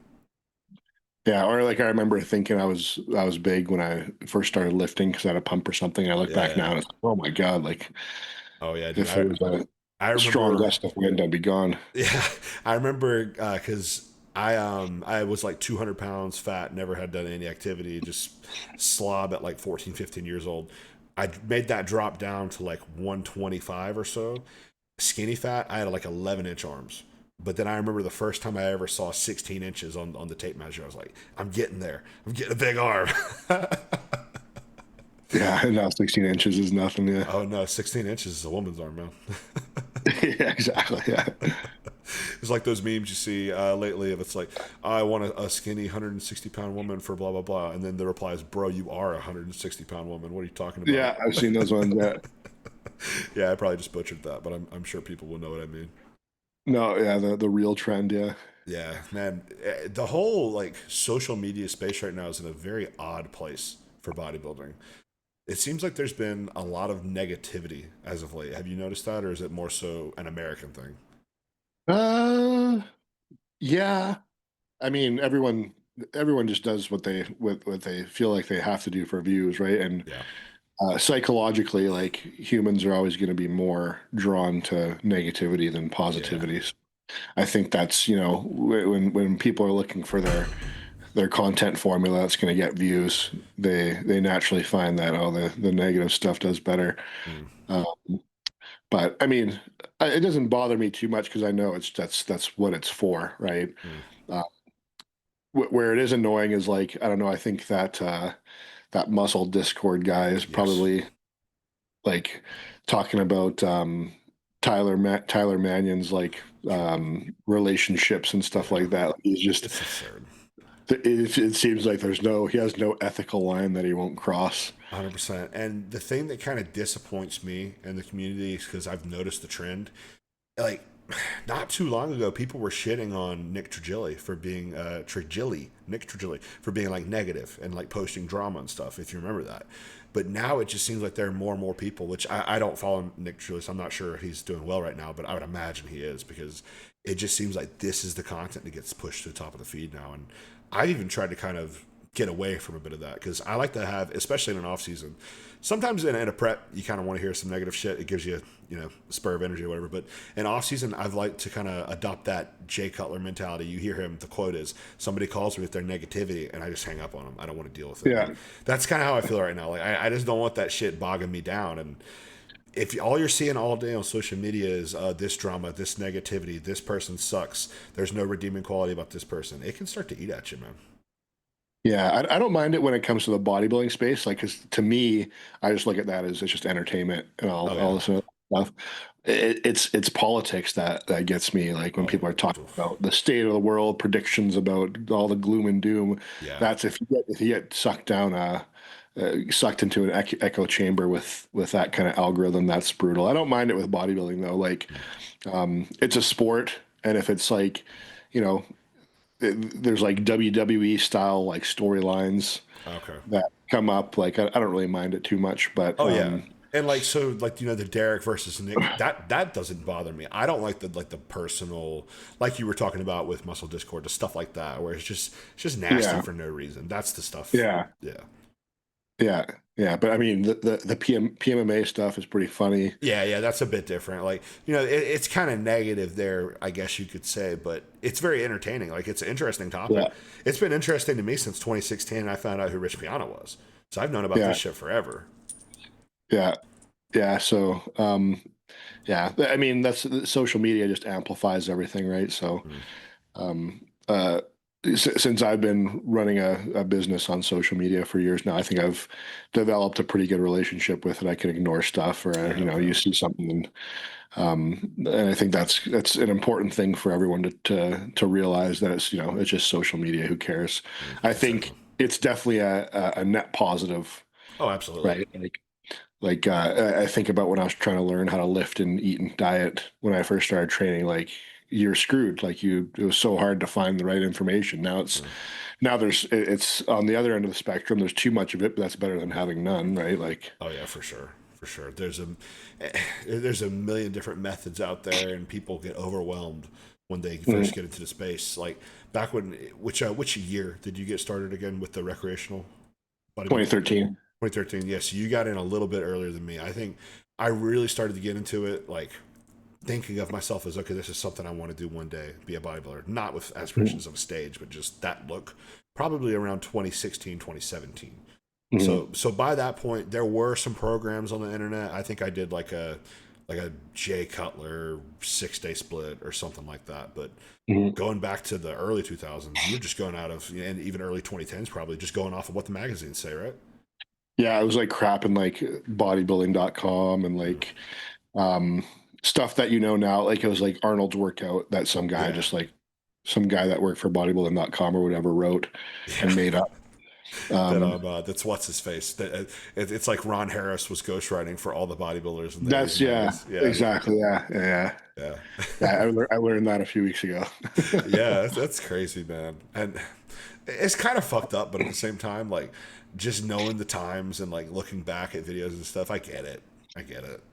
Yeah, yeah, exactly. It's a business. But if someone did that nowadays, oh my god, they'd be lambasted. ghostwriting a program. I mean, that basically Well, destroyed Mac Jansen's career.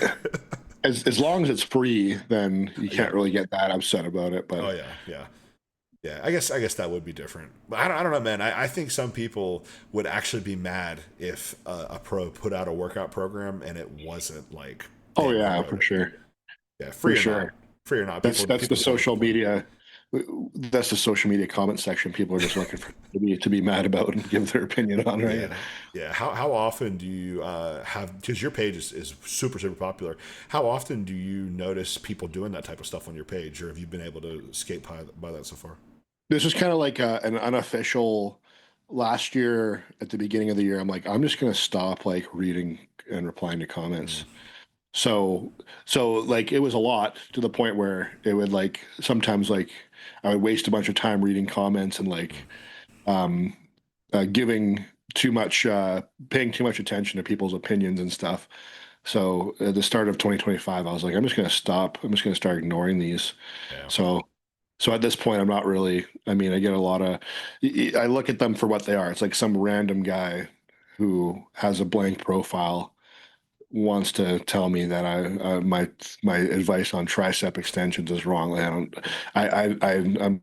I'm. It's not worth giving a single second of my time to 100%. even acknowledging that. So Yeah, I just. If you look at my comments, you'll see I don't respond to a single one of them because I don't really read them. and it's funny because when you're getting started out into social media like I am, I feel like, and I enjoy it right now because it's so low volume. I can read everything, respond to everything. Mhm.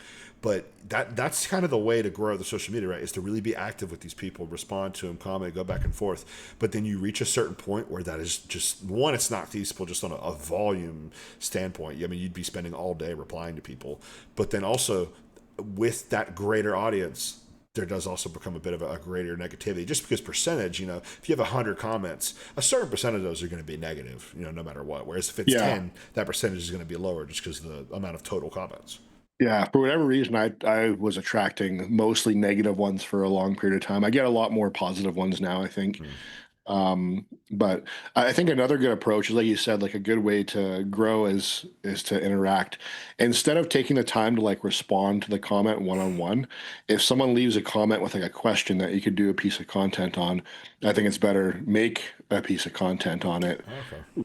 answering it instead, and then that way you help that person if they happen to see it, hopefully. Yeah. But then there's probably going to be a lot of other people who had the same question, right? That Yeah. because yeah, basically every question that someone can ask, a bunch of other people would like to hear the answer to it as well, right? So, Mm. That's a good point. And what I've been doing now is if somebody asks me a question, typically I'll just send them a DM and I'll be like, hey man, you've got this specific situation. I don't mind if you want to. I'll hop on like a Discord call or a WhatsApp call with you real quick and we'll talk through your problem. But I'm then missing out on the because it's not been anything major yet. It's just this guy. A couple people wanted some diet advice, like very specific to their situation. It's like I don't feel like typing. I'm just gonna hop on a call with this guy. Spend 20 minutes of my day, 10 minutes of my day helping them out, and then maybe they spread the word about the channel. They show somebody a piece of my content, right? But it would be really good almost if I recorded that interaction and then posted it so that other people could benefit from it, like you're saying. Because yeah, no, people are different. Everybody's different, but at the same time, it seems like a lot of us have the same problems, even though we're different people. yeah, yeah, yeah, for sure. But yeah, I think that's a good approach. And if you do the calls, you're getting like experience trying to help Mm. solve people's problems, and you'll Yeah. have more to share in your content too in the future. And then another thing too is with me, I want to get into coaching really badly. I love helping people, but I just don't feel like I can really charge people for it yet. So that's a Mhm. way I'm kind of sharpening that skill is when I have an opportunity. Okay, I'm going to kind of act like your coach here for 10 minutes. Yeah, yeah. That's the best way to do it is just help as many people as you can for free. When I first Yeah. started my business in 2018, I did back to back two free 14-day challenges, Mm. and it was just literally like I created all the people who enrolled in the challenge free plans from scratch. It was a ridiculous amount That's of a work. lot of work, but I'm Um, sure that paid off for you so much in goodwill and good word. Yeah, I mean, and then my roster of clients started with people who came from those challenges, Mm. but it was like the first one, it was like 30 people, and then I did one a month later, and it was 70. So within like, a month and a half, I had not really coached, but like, got done the beginning stages of coaching for like 100 people. Wow. So it's just like a shitload of experience all at once. It's a lot of Um, reps. yeah, yeah, exactly. Hmm. Um, yeah, it was fun too. I mean, you definitely with challenges you attract a certain Hmm. type of clientele, right? You're not going to get people who want to Yeah. bodybuild, but Yeah, and that's my problem, man. Is a lot of my stuff is like in person so far. I think with the channel here getting bigger and attracting more people, maybe it'll start to become more remote. But so far, it's just been very local to me. People I've helped, and Mhm, there's just not any bodybuilding within like an hour's drive from where I'm at. mhm. I'm like this Yeah, dot of somebody who does competitive bodybuilding. Like we got mostly competitive powerlifters, strongmen, stuff like that.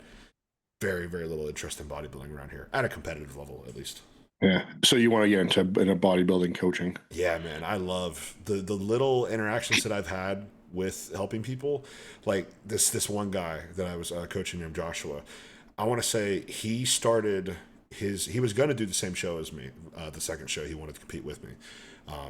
But we actually got him. He turns out to have a very good metabolism and a very good response to things. We ended up having to pull out after about 5 weeks just because of some other stuff outside of bodybuilding prep. But man, Mhm. he got more dice than I was able to get myself, right? So it's super fun being able to have a hand in somebody's process and see how their body responds to things versus how your body responds to things. Like I would throw out this thing to him and we would try it and it would react completely the opposite way as which it would normally react for me. It's like I'll have this response, he'll have the exact opposite response. And it's super cool to see that in action. Yeah, I think that term would be like metabolic flexibility, right? Yeah. Like we were talking about that earlier. Like you said, you've never really got super lean, so it was Mm, hard for you your first two shows. mm, Um, but I think so you can because I think like since I've done the cuts over the last shit, it's been like 6 7 years now. Cuts and bulks, both ways, I have no problem with now. mm, Obviously, it's a struggle to push to new high body weights, and it's a struggle to get peeled, but my body will do it. I mm. think that's the term for that, metabolic flexibility. It sounds right. If it's not right, we're making it right. As long as it Yeah. sounds right, yeah. Yeah, I've never had a problem putting on weight. If anything, I'd put on too much bad weight in the past. So it's been very interesting to see how my body has reacted this time around. Because I'm Mm, not staying like as lean as you are, but for me, I'm staying pretty damn lean at this weight, especially mm. compared to last time. I had again posted some stuff on my story. I'm probably gonna post this almost instantly, so maybe my story will still be up. But it's just been really cool to see how my body has transformed since going about bodybuilding within this way of the more accurate training, the more intense training, and then also being a bit stricter on my diet, like I was talking about earlier. It's been super cool to see. It kind of feels like everything's starting to click now. Yeah, being really strict with everything is the way to go. Like Yeah. I spent the majority of my fitness career like flexible dieting, trying to get Mm. away with eating the tastiest food as possible while still hitting macros, and it's a night and day difference between just following a meal plan with bodybuilding food. Yeah, for sure. And we all want to be the people that can get away with, being perfect for 6 days, and then on one day a week we kind of go a little crazy, maybe. But not everybody can do that, It's unfortunately. it's so easy to undo 6 days of progress if you just Very. give yourself a cool day.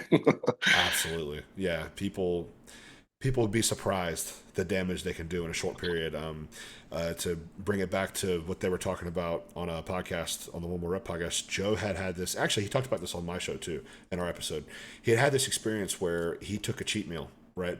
And it wasn't anything crazy. It was like steak and potatoes, right? And through wearing the CGM, he was able to see a ridiculous spike, like a fasted 140 or 160 blood sugar, he said, or something. And he could just see it taking days to go down. So that one little meal of something that's not even that bad can have these ripple effects that go across your entire week and disrupt it. Yeah, like it's not 6 days one day. It's not Mm, 6 days, 6 steps forward, one step back. It's enough to be 6 steps forward, 7 steps back. You can absolutely. take more steps back in one day than you took forward in 6 days. Yeah, and I think a lot of that comes down to insulin sensitivity. The more I kind of learn about myself, that's definitely what it is for me. Maintaining a proper insulin sensitivity where I'm waking up in the 70s, maybe 80s at most, and my postprandials, an hour later, I'm down to 80, 90, 70 sometimes.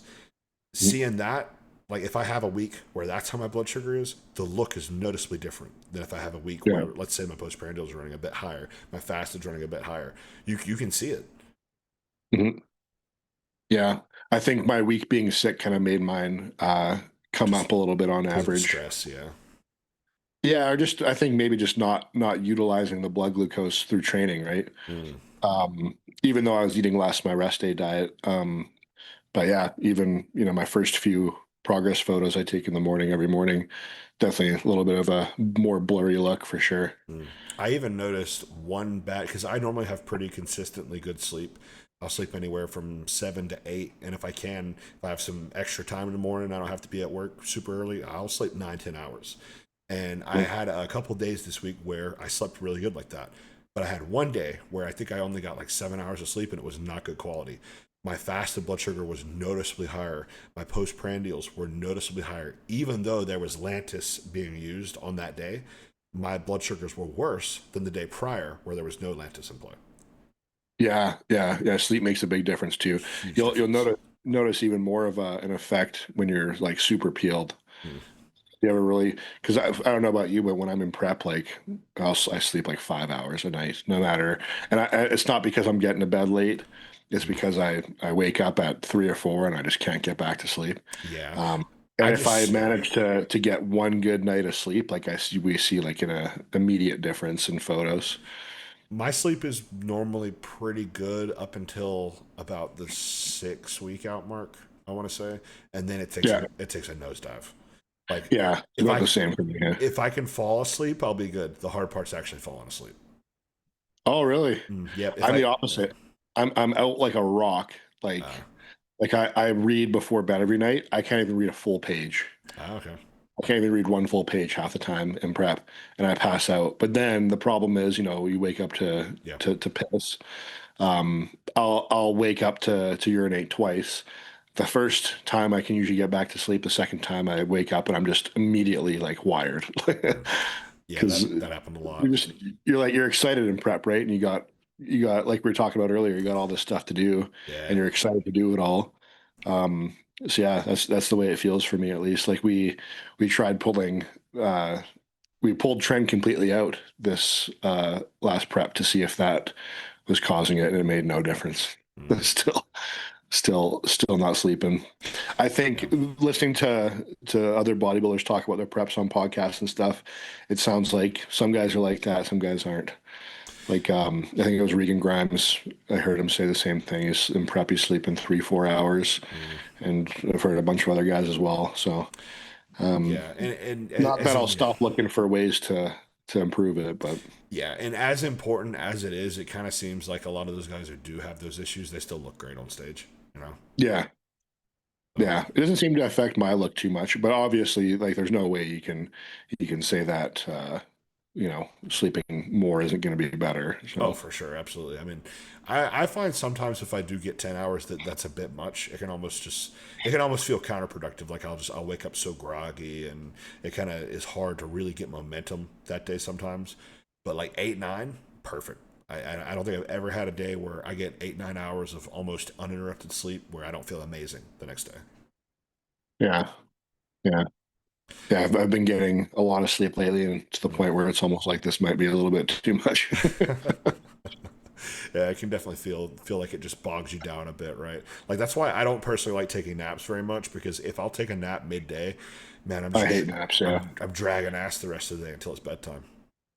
yeah. I think I used to be really into optimizing sleep, as much as I hate that word, but Mm, um, I think it has to do with when you wake up in your sleep cycle. mm.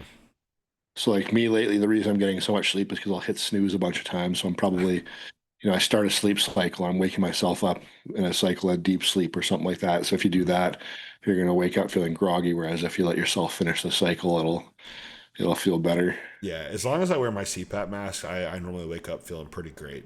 But Yeah, man. I'm sure you have sleep apnea as well, right? Yeah. Has that been? It's been pretty easy for you to get along with, or have you struggled with it? Oh yeah. Yeah. I yeah, I just I bought my own. I just Mm, bought it. So I didn't go through healthcare here because mm. they like kind of make it difficult for you. They give you a certain machine and then they lock the settings so like you have to see your doctor to Oh, that sucks.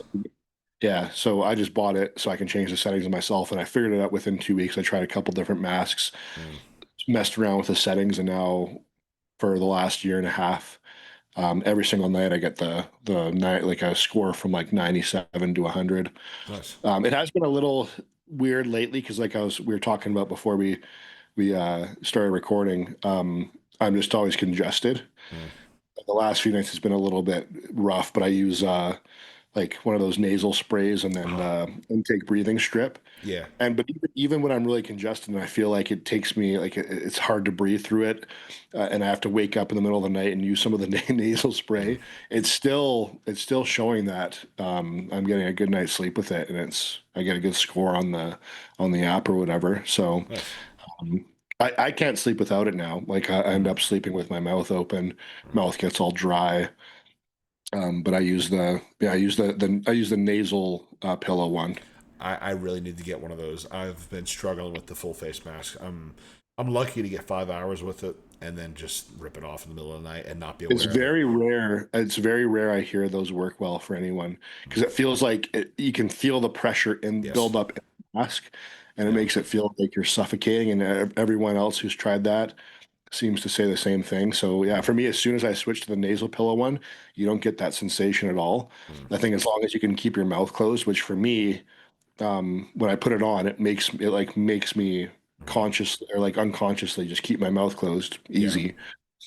Yeah. So Yeah. as long as your nasal pathways are clear, it's great. That's the issue I think could be for me because like I'm always clogged up, man. I'm Have you tried always. the nasal sprays?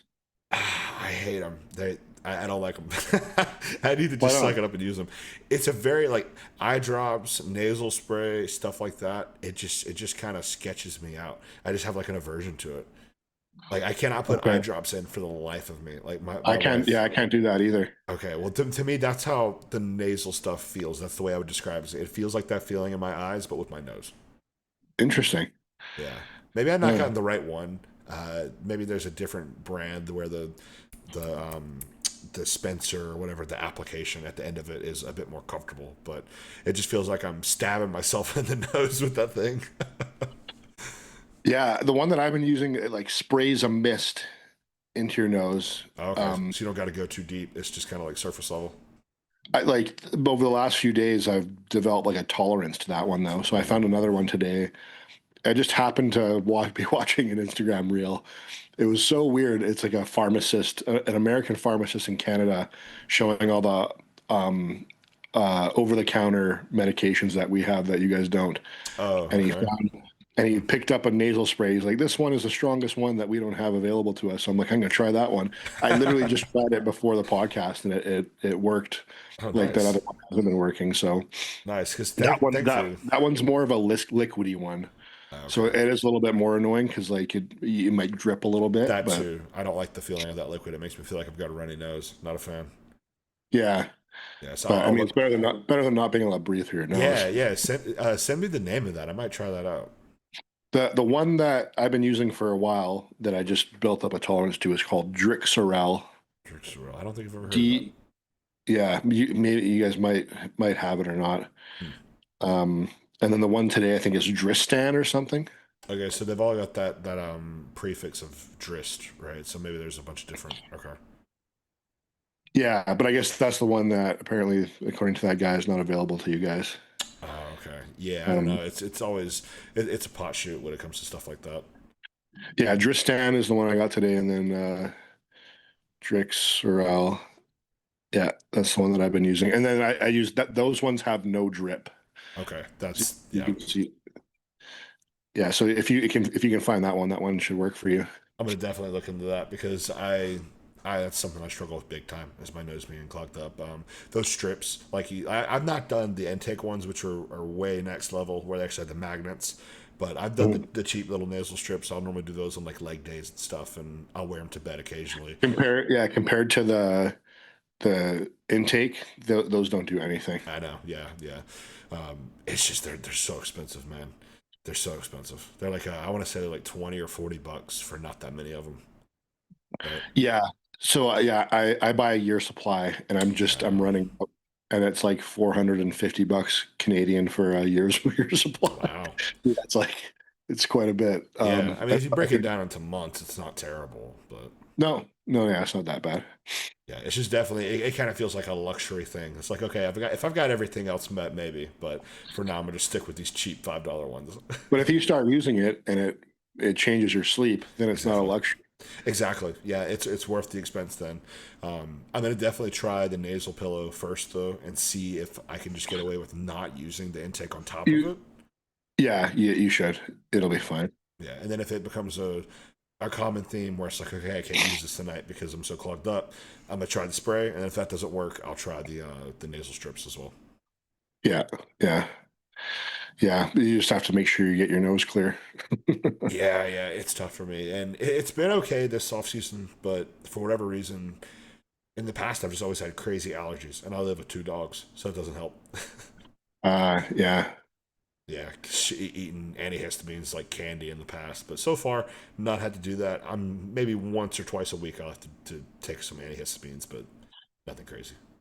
Right, right. So you're kind of allergic to the dogs a little bit. Oh, I'm so there's only a few things I'm allergic to: eggs and anything with hair on Okay. it. Yeah, that's fair. Just a few things. I have two cats, and they shed a lot, so I think I'm good there. So I'm like it's like a 5 out of 5 scale they use for allergen levels. I think I'm like a 5 for cats, and I'm like a 3 for dogs. Okay. Yeah, it seems like it seems like at least half of people are allergic to cats. Makes sense because of the dandruff, and I think they shed a good bit more. They'd have to Yeah. with the whole the hairball thing. Yeah. Yeah. But I had a cat. Exactly. I had a cat growing up as a kid, and yeah, that kind of ruined my sense of smell for the rest of my life, just because I'm constantly allergies, constantly. Having a cat box right next to me in my bedroom as a kid for 5 years does that. Oh, brutal. Yeah, brutal. But I think we're at about a little over an hour and a half here. I gotta eat here soon. I'm sure you gotta eat here soon. I don't want to take too much more of your time, but I appreciate you coming on. This was an awesome conversation. Yeah, man, it was a pleasure. Yeah, we covered a bunch of ground there. There's a lot on your story, and I think there's also a lot of stuff there outside just in the topic of bodybuilding that people will find interesting and useful. Yeah, for sure. Yep. So if you guys made it to the last 5 minutes, please drop a last 5 minute crew comment. And we did actually just open up a public Discord server for the channel. I think we're at about 15 people in there now, and it's going up every couple days. So that's been cool to see. The link for that will be in the description below. Also, if you want to get in touch with Brandon, what will be the best way to do that? Just Instagram, Coach Brandon Hale. All right. And if I edit, which I've done this so far, there will be his Instagram handle under his portrait and then my Instagram handle under my portrait. Also, links to everything like that will be in the description below. Thank you guys for watching.